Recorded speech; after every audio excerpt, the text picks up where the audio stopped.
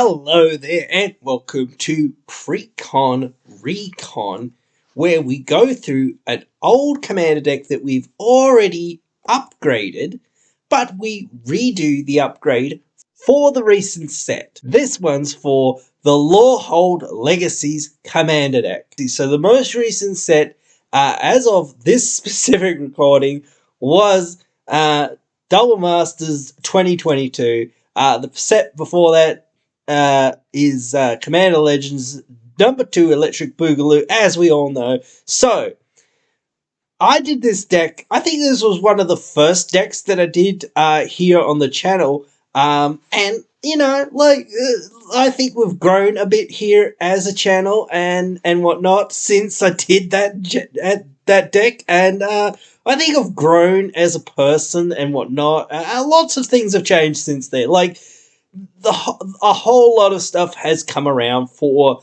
this type of deck. There's lots of artifacts, there's a lot more stuff that you could put in this deck, and there's always the whole, well, you can just go ahead and find all the artifact stuff from any set, but it's always the question of what are you going to take out and how are you going to manage the deck, and also what sort of build pattern do you actually want to build this into? Because this deck can easily be a combo deck, a burn deck, some sort of just Cheerios sort of deck, any kind of different things that you could think about.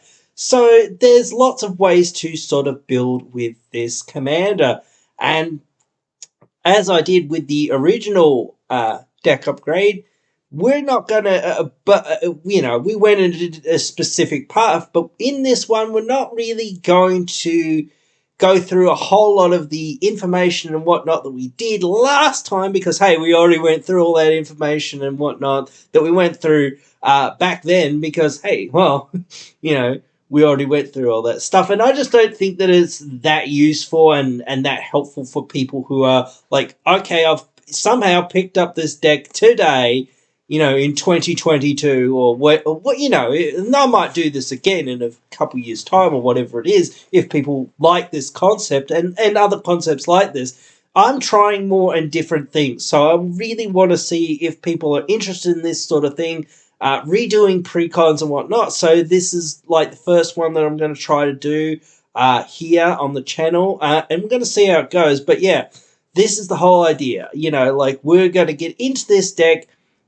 We're going to choose a build path. We're not going into too much detail. We're going to take the original precon list. We're going to make some serious drastic changes to it. And, we're going to get into it. So let's get going. And let's go on to EDH Rec. Go get a list. And we'll get that list and put it into Architect. And we'll start putting this list together for some upgrades. Alright, so let's get reacquainted with our commander for this deck and what we're doing with him. So Osgear, the Reconstructor, 4 mana, 2 and Boros, 4/4 with Vigilance. That's pretty irrelevant for the most part. We can sacrifice an artifact to give a creature +2/+0 until end of turn.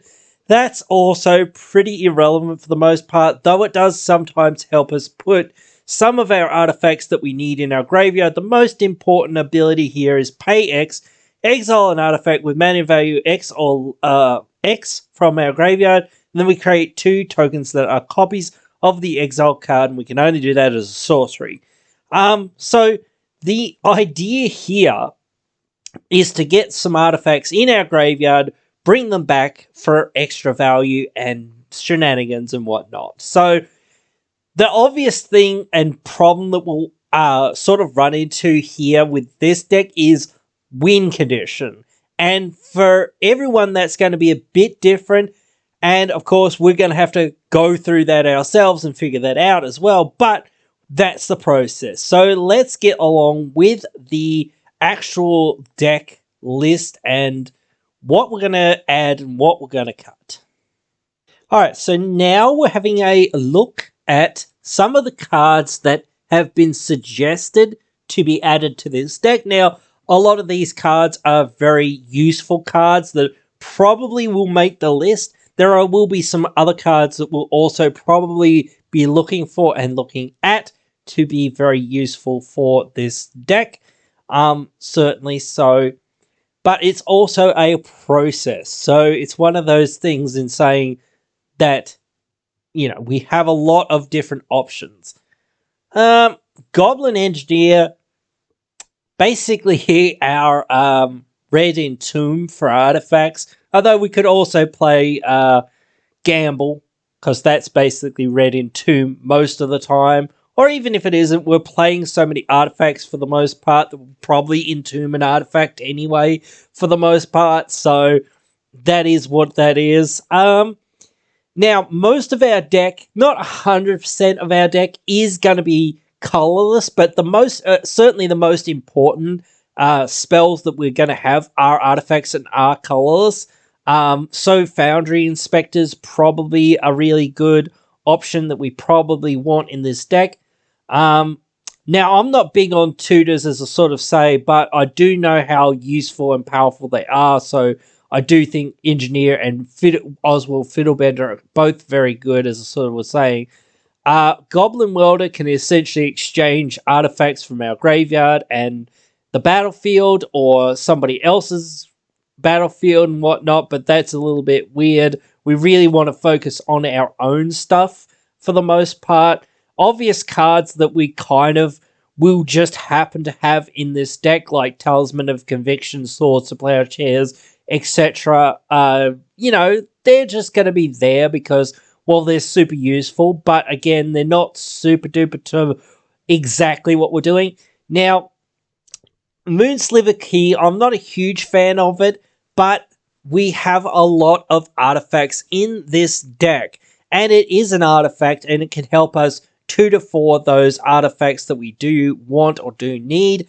I'm not a huge fan of it because I'm not a huge fan of tutors. Plus, it's 3 mana to sort of get that tutor, so it's fairly slow for the most part, but of course, it's fairly good as well. I like Mere Retriever. Mere Retriever is pretty darn good. Rings of Brighthearth really would be good in this deck. Again, I'm not going to not put it in just because it's out of budget for some people, but things like Esper Sentinel, I do think that that's maybe a little bit tough for some people, but I definitely would put it in this deck because we can make 2 copies of it. We don't love to rely on our opponents for advantages, but we're also just slowing them down as well, so that's one of those things. Scrap Welder is essentially Goblin Welder,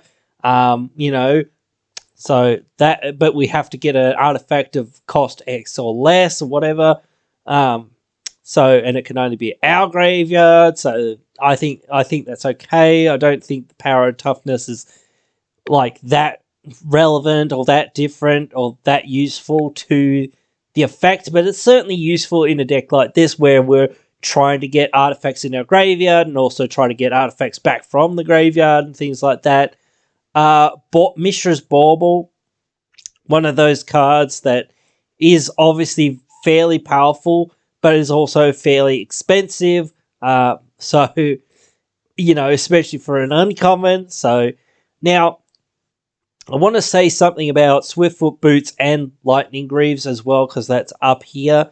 I'm not the hugest fan of these, but since our commander's ability or main ability is a tap ability, we do want to have that ability going as quickly as possible. And since our commander is like a target for most of the removal in the deck or against other decks, it's a thing to protect it. So both of those things, and plus they're artifacts, so we can make extra use out of them. So that's probably all right for a deck like this.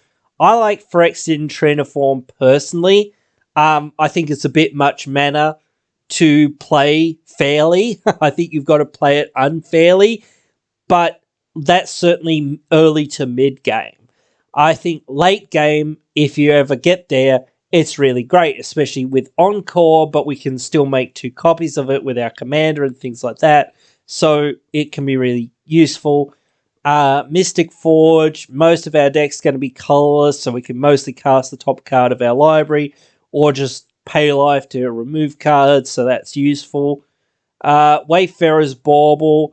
I also would be thinking about the new one from Commander Legends 2, Electric Boogaloo, basically doing, the Cultivate version of this, where this is doing the Rampant Growth effect. I think that's fine for a deck like this, especially. Anointed Procession, we can make extra token copies of stuff, so that's useful. I think we want a Nev's Disc or something like that, something that's on an artifact rather than something like Blasphemous Act, maybe, but that's just me. But then again, we might only very well sort of have our commander for the most part. As I sort of said, there's not that many. There are some other creatures, but certainly not that many. Maybe the ones that say everything power, 4 or greater dies or whatever, or greater than 5 dies or whatever.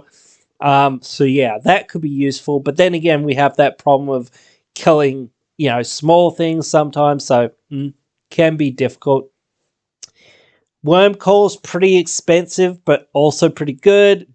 Coveted Jewel's really good. We don't want our opponents to really get it, but hey, we certainly wouldn't mind stealing them back from them anyway, so even if they do get it, it's not that bad for us, because we can just get it back eventually and, keep getting value off it, and we can sack them and do other things, so it is really useful.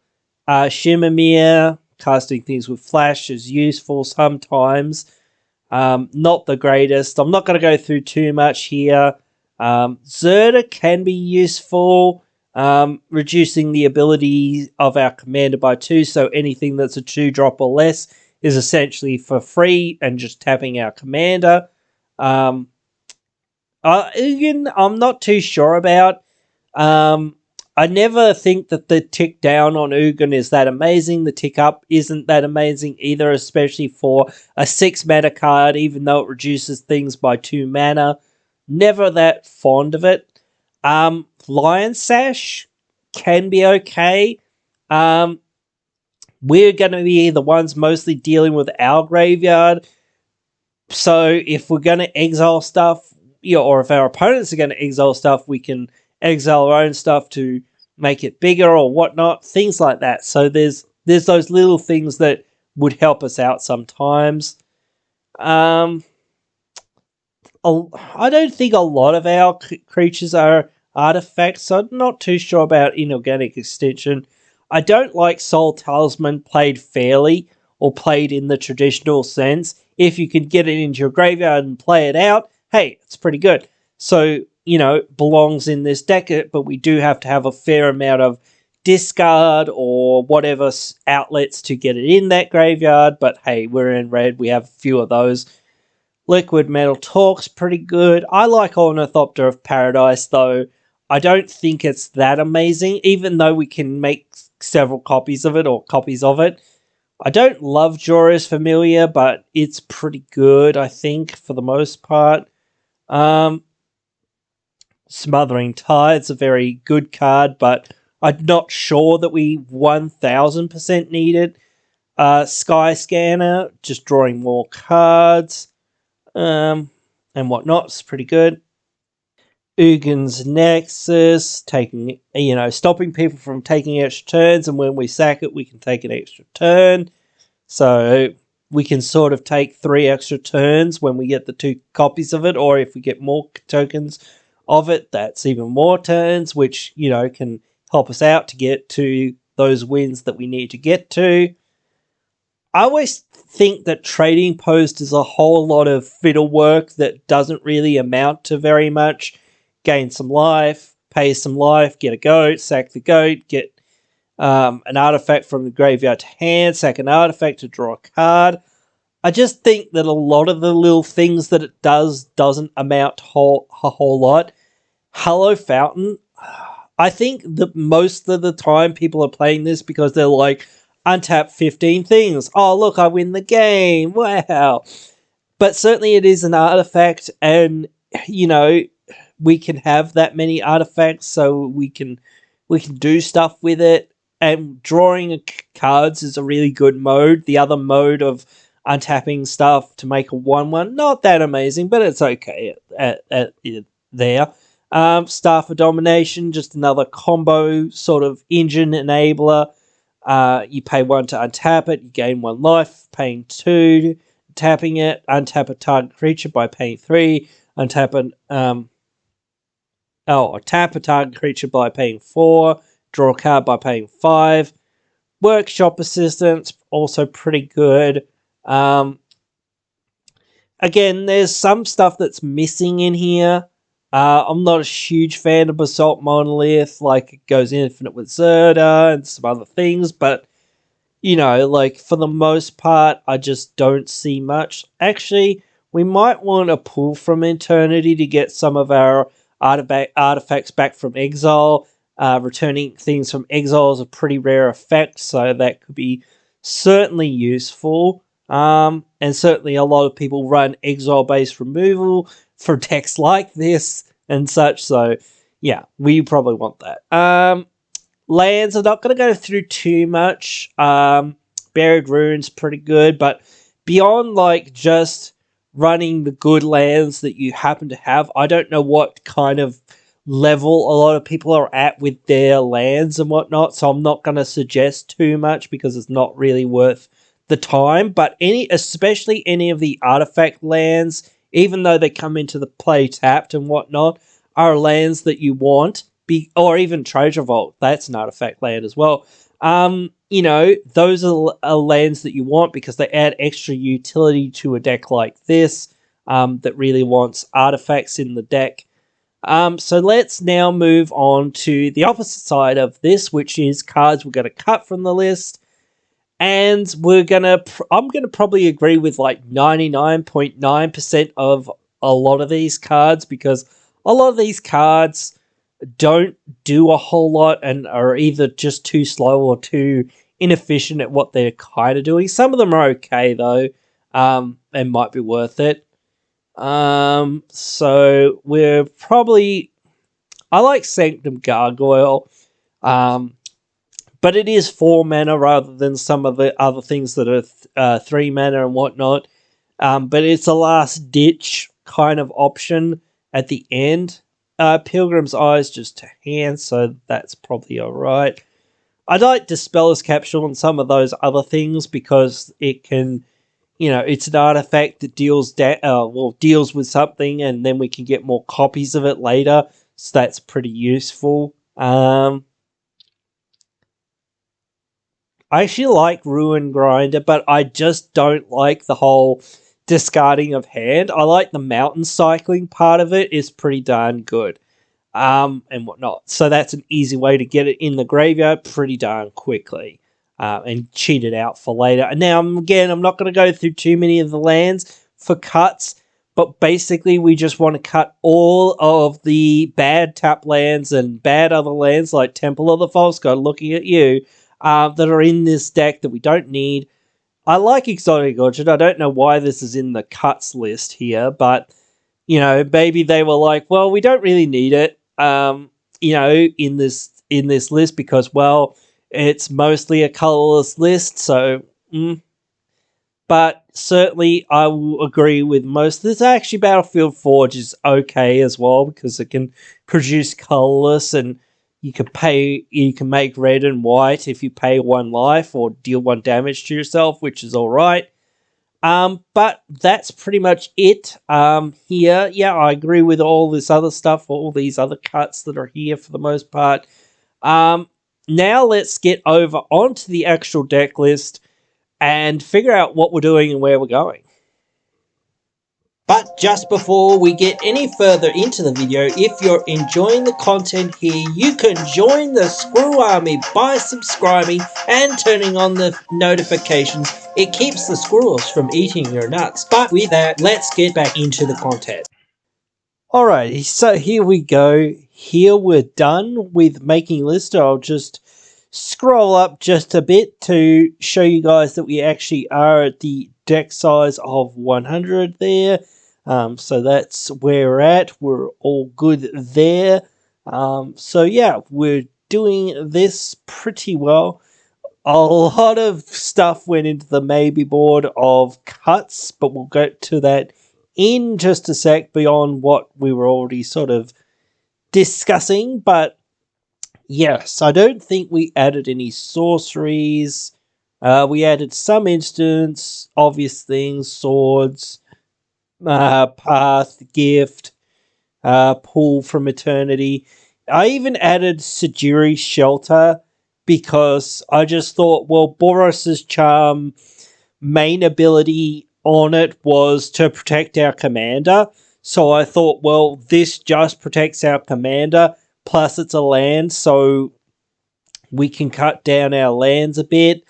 As I said, I didn't really add too much to the lands besides like the ones that were artifacts, and mostly just or cared about artifacts and whatnot, and then just added a whole bunch more basics. So Spire of Industry and Treasure Vault, Power Depot, and whatnot. So yeah, and Buried Ruin.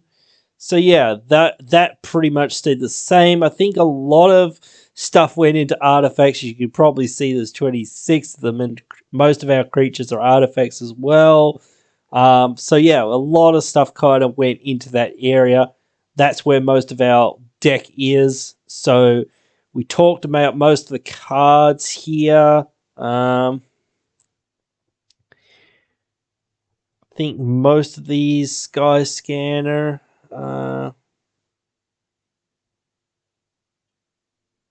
Triniform, Fiddlebender, Retriever, Battlesphere, One Sash, Goblins, Esper. Yeah, so most of that I think we talked about. So I added Boros Signets, Covered a Jewel, Idol of Oblivion, Battle Illusioner's Braces, Boots, Liquid Metal Torque, Lithoform Engine, Silver Key, the Mystic Forge, Navigation Orb, Rings, Sculpting was in the deck, I believe. Wedding Ring was another big add. Bauble. I also put in Vexing Puzzle Box because this deck actually has a whole lot of artifacts, and eventually you'll kind of get there with it. So yeah, I thought that was alright. Talisman of Conviction. So yeah, a lot of stuff there as well. So yeah, that was a lot of the stuff that we sort of added. Not going to discuss too much of the stuff that we took out, but it's most of the sort of stuff that we sort of discussed, sort of not that good stuff that sort of doesn't do a whole bunch of other stuff too much with what kind of doing, or it's just too inefficient or whatever. We don't get enough value out of the political aspects of, some of these other cards and whatnot.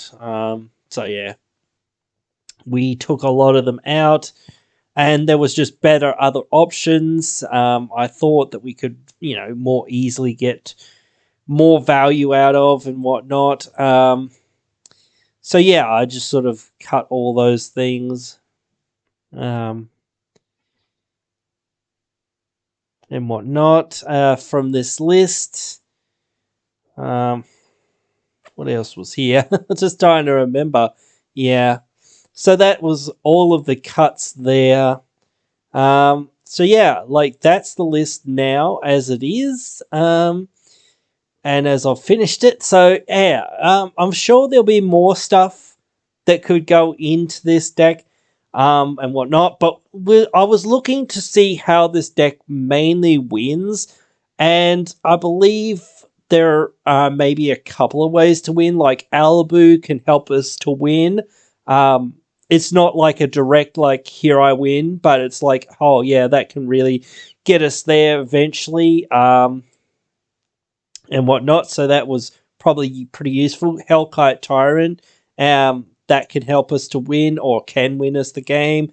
Mere Battlesphere, just putting a whole lot of bodies on the battlefield, and if we make copies of it, it can help us win the game pretty quickly.